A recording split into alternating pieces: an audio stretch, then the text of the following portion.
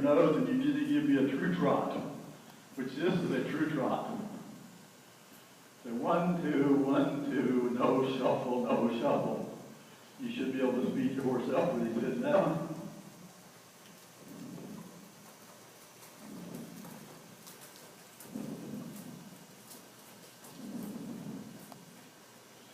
Lexi, one of these problems is he has no bend. So we're saying you can still go on small circles with your head down. You have to rise up. You can bend around my inside leg. We can change direction by softly touching with the right rein to change bend, lift the right rein.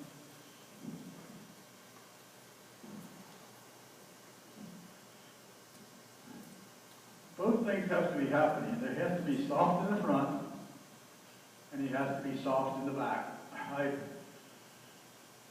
I had this conversation this morning with a lady that rides an Arab that the horse is extremely soft in front. Now this horse wasn't soft in front, but he's also not soft in the back. What I've had to do is soften his front end and at the same time soften his rear end. What he assumed that every time he touched his mouth he was supposed to slow down and put his head straight there.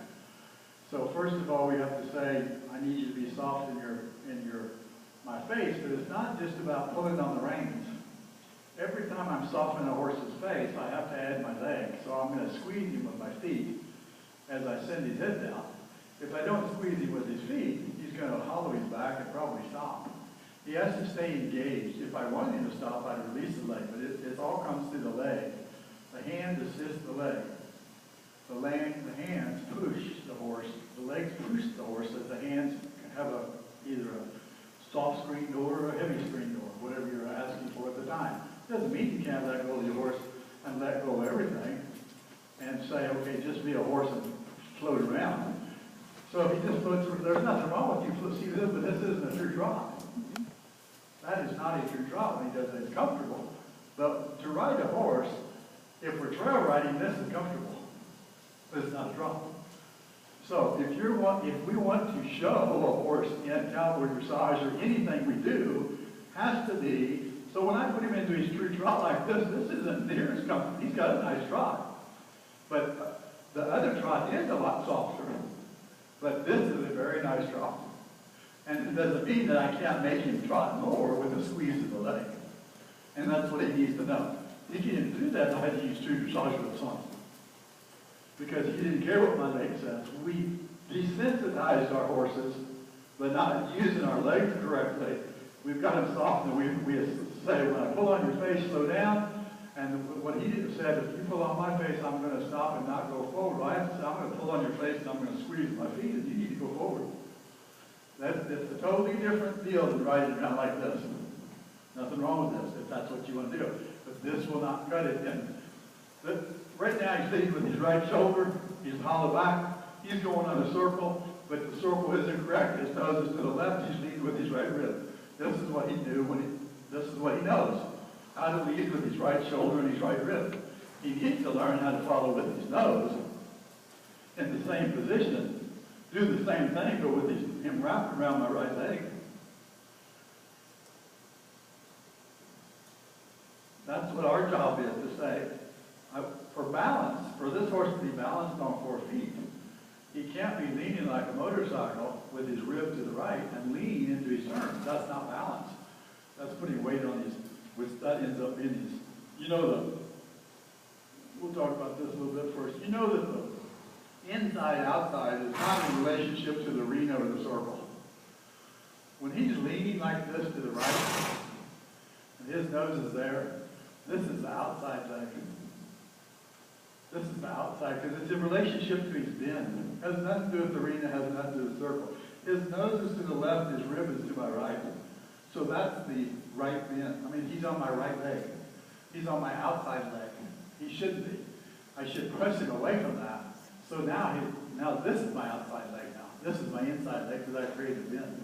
Whatever your leg is, that's your inside. Whatever you're creating a bend with, it's a relationship. When I'm going down the pin, my inside on a straight line, my inside leg is the leg. That's my inside leg, this is my outside leg. When I go in a circle to the right and his bend is correct, this is my inside leg. this right is still my inside leg. As long as I keep him bent, I'm going to turn left and go left now, but I'm going to keep him bent around my inside leg. It's in relationship to the bend of your horse. This is still my right leg, even though I'm going my inside leg because I'm going to the left. I'm keeping him bent around my right leg as I'm going left. So that's where people get I'm going down the fence and I'm going to keep his nose to the right and I'm going to keep his rib to the left. That's the outside, but my leg is my inside leg. My right leg is my inside leg. That's the outside wall. It has nothing to do with the wall. It has to do with the relationship to the bend of my horse. If he's bent this way, this is my inside leg. If he's straight ahead, this is my inside leg. Or if he's going left, it's my inside leg.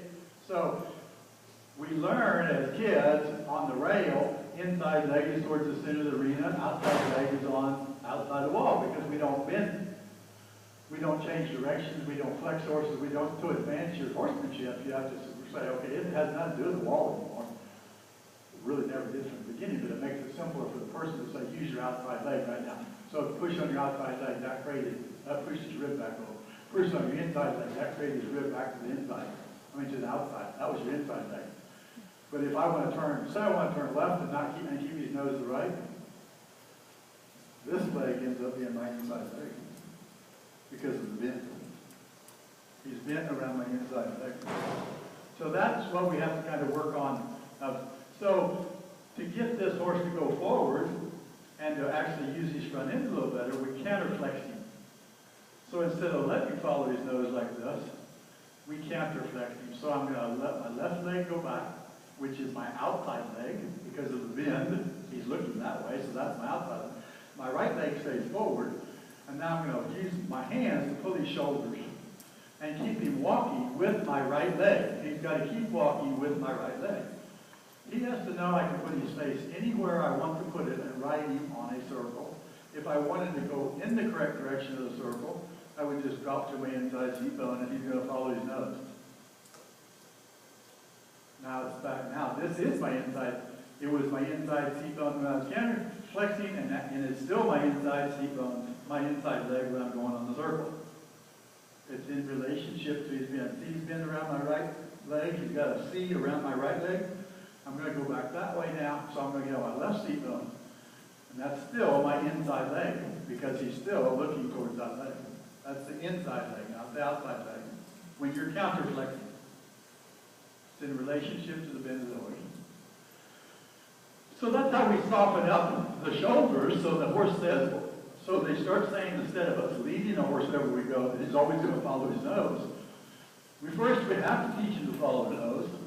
Once they learn that, we can say, now guess what? You need to follow my seat bone. So if we're teaching the horse how to follow his nose, I want my inside seat bone. I'm going to say, now I'm getting ready to show you, I don't want you to follow your nose, I want you to do what my seat does. So I'm going to keep his nose to the left, I'm going to drop the outside seat bone, my inside leg, which is my left leg, is going to stay forward, my right leg is going to stay back, and that's what's going to say, my hands are saying, take your shoulders the other way, as my seat bone is way over here to the right. That's saying he feels my weight over here, so with this hand I'm assisting where my weight is, so he keeps going to the right where my weight is. If I want him to follow his nose, I'm going to drop to my inside seat bone. So right now I'm just going to drop to my inside seat bone, and he's going to follow his nose to the left without having me ever move my hand. We don't have to lead him anymore. We've got to get over leading horses. So once we soften him up like that, and I gave him a little softer, then I send him down in the free, and he gets a little stuck.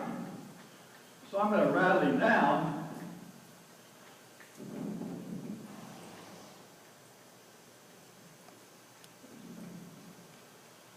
And he has a tendency to leave his right rib out. If you see him right now, see how his nose is to the left?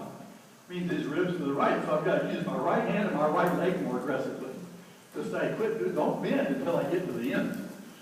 So I have to bend the horse. He can't do it before I get there. So I'm going to bend, straighten the rib out with my right leg, because if he comes in there, stays too bent, he wants to drift outside the arena. Keep shaking him down. So when he resists a little bit, I'm going to sit down on him and get mad at him and say, why did you do that to me? Why did you throw your head up into my hands?